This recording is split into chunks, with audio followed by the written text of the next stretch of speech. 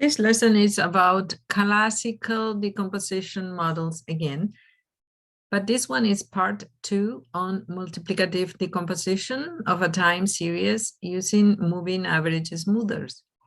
The R function that will do the decomposition is the function decompose with argument type equal mult and feed into it a TS object. So in this lesson, you are going to see how we do multiplicative decomposition with moving averages when the time series exhibits increasing seasonality that is proportional to the trend. We will put together a multiplicative decomposition model for the time series that fits the data pretty well if the data follows the assumptions of a multiplicative decomposition. As I said, the function in R that will do the job is the function decompose with the argument type mult, but we will also see the calculations laid out for a simple example. Why is it important that we know all that?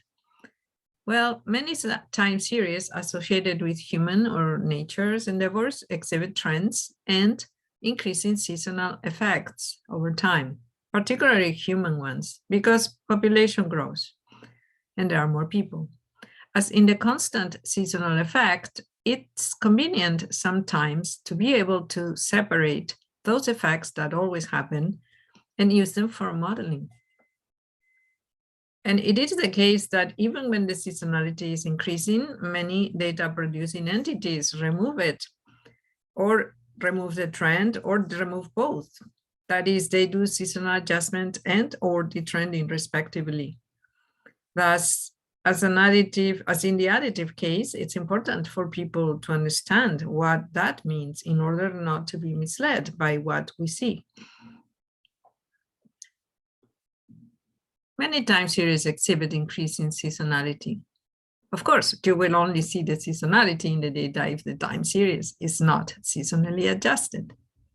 Consider this UK gas time series that comes with the datasets package in R. This is a quarterly time series showing demand for gas in the UK during this period. Notice that there is an increasing trend and that the seasonal is increasing over time. It would be wrong to do additive decomposition of a time series with increasing seasonality. Why is that? Well, look at it. Let's do additive decomposition. Notice how the random component has some kind of pattern. The seasonal amplitude is higher for the higher years, where the amplitude is increasing the most. That means that the random term reveals that the increasing seasonality has not been captured well. And that means that additive decomposition is not the right decomposition to do for this time series. Let's review again. It's not uncommon for seasonal data to have seasonal effect that increases with the trend. As we can see in the UK gas time series, the seasonal swing becomes larger and larger as the trend increases when the seasonal increases over time. In cases like this, the additive decomposition model does not hold because in it, a constant seasonal is added to the trend. And that will not work with a time series like the UK gas time series. The multiplicative decomposition model is more appropriate for a time series with these characteristics. And here you have it on the right-hand side. Notice how the random term now fluctuates around a constant term in a more regular way. It's still not perfect, but we have improved. Let's look at the numbers behind the multiplicative decomposition that we have done. Again, I show the picture here on the right-hand side. This is multiplicative decomposition. The numbers produced by R are the time series, which is at the top, then the trend estimate, the seasonal component or seasonal effect, and then the random term. Notice that for the year 1960, quarter 3, the value of the time series is 84.8, and that equals the product of the trend estimate, 123.675, times the seasonal effect estimate, 0.558, times the random term, 1.227. That's because it is multiplicative decomposition. The value of the time series is the product of the three components multiplied. So let's define the multiplicative decomposition model. The idea behind this model is that the seasonal time series can be decomposed into its components multiplicatively. Trend cycles, or including that means the seasonal effect in this case, and irregular components are multiplied in this way. Yt equals at time t equals the trend at time t times the seasonal effect at time t times the random term at time t. The idea is very old and is used if the pattern is believed to persist, in the future. So let's learn how to do this. What is behind all this? In what follows, we are going to lay out a simple example to demonstrate the calculations. Of course, we will be using moving averages to estimate the trend. And as in the additive case, the smoothing is a big area of research in time series analysis. So for the rest of the lesson, please get your pen and pencil to be able to double check the calculations.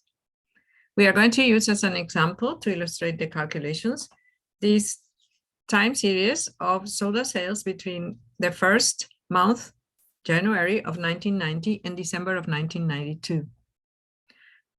We have 3 years. For each year, we have 12 observations because the time series is monthly.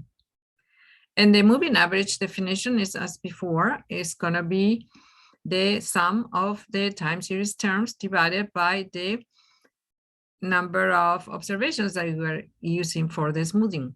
Since we have monthly time series, we will use 12 observations. So we will add the first observations divided by 12, the first 12 divided by 12. And that will give us a number that is going to lie in between observations 6 and 7. Again, we're going to have the same problem we had with the example we did with the additive decomposition. That means the number that we have as an estimate is going to lie in between two numbers. In order to put it at level with another number in the time series in the actual data, we are going to have to do another moving average to center it. In this case, then the frequency is 12. So let's look at some examples. This is the time series, or at least the first observations of the time series. This is not the 3 years. So in order to obtain the estimate of the trend, we first do the 12-point moving average. That is, we starting with the first observation, adding the first 12 terms divided by 12 to find the average. Then we do the same, we remove the 189 and take the next 12 terms and obtain the second preliminary estimate of the trend. Then we remove the first two and take the next 12 and average them and obtain 458. But of course, 447.833 will lie between June of 1990 and July of 1990 as well.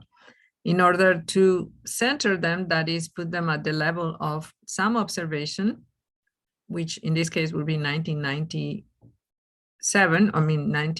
July, the month of July, we will have to do a centering that consists of averaging each pair of terms. So for the first observation of the estimate of the trend, we are going to average the first two preliminary calculations, 447 and 452, divide by 2. So we apply a 2-point moving average. And then we do the same with the next two, and so on.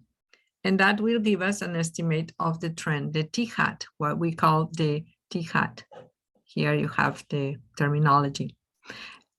That trend, when we superimpose it to the time series, is indicated here in red. And as you can see, it's a curve that shows that the trend is indeed increasing. But notice that we lost a lot of observations. With a 12-point moving average, we lose 6 observations at the beginning and 6 observations at the end.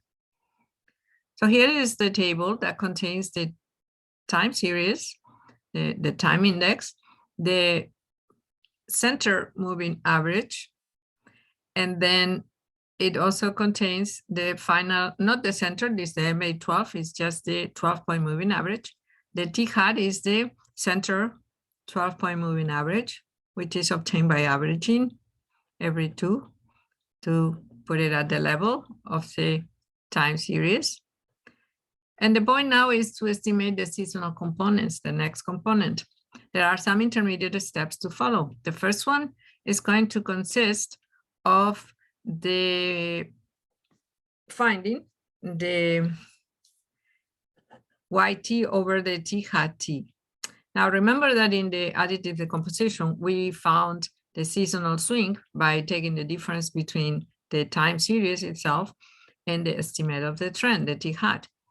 Well, in this case, this is what we are trying to do as well. We are trying to find the seasonal swing, but in this case, what we are going to do is find it by dividing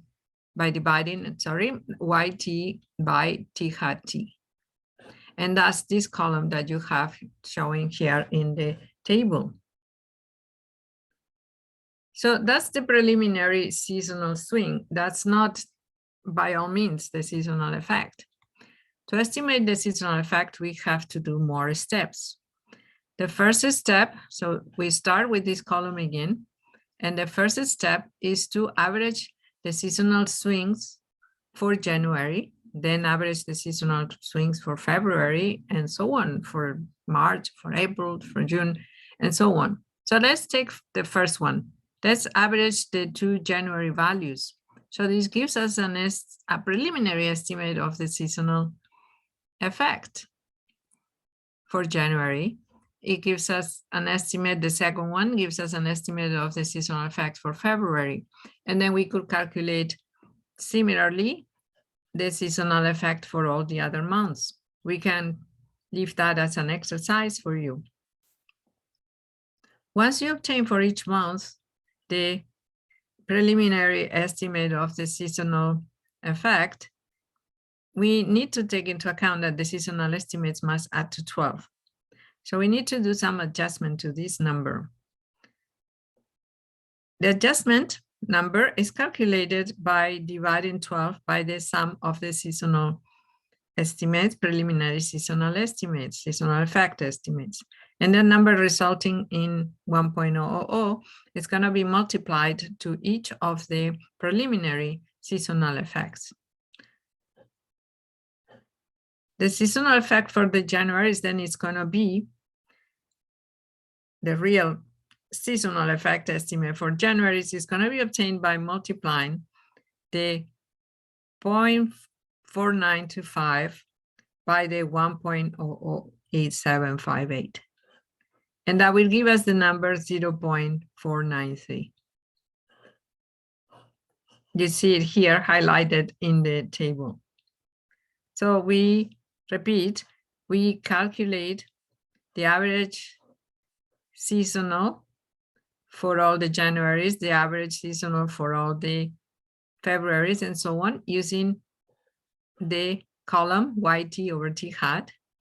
But then we multiply each of the averages by this adjustment to obtain the S hat for each time. Once we have that, then we can estimate this model, right? The multiplicative decomposition model then will be Y hat equal T hat multiplied by S hat. And we can see it in this last column of the table.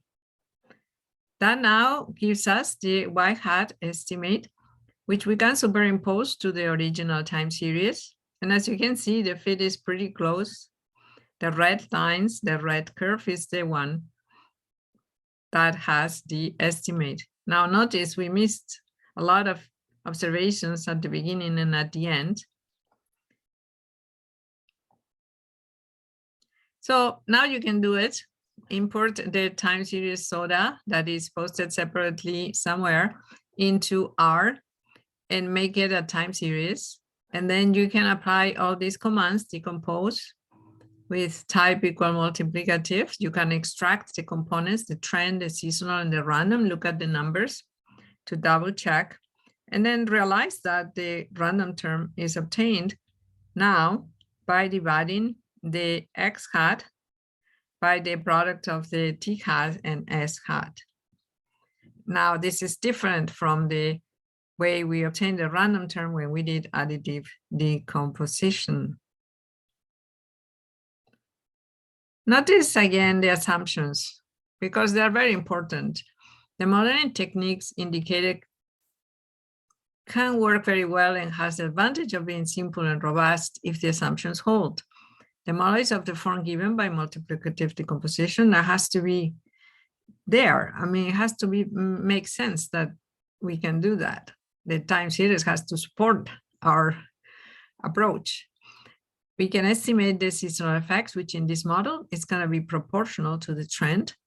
And the trend is locally linear in the seasonal effects increase over time. That's what you need to look at. Only under those circumstances you should apply multiplicative decomposition.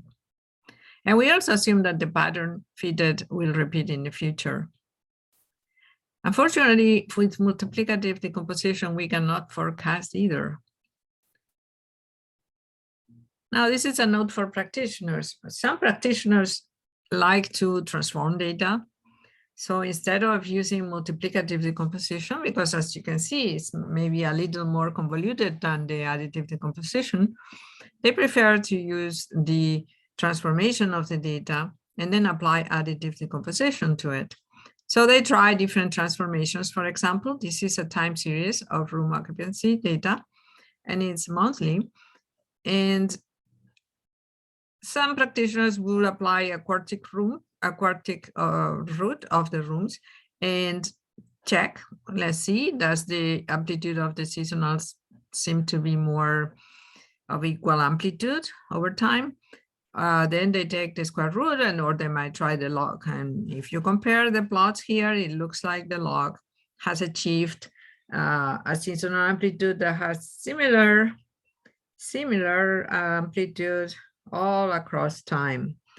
So that will be the transformation probably that they would choose, although some people might choose the square root. That's just a note for you.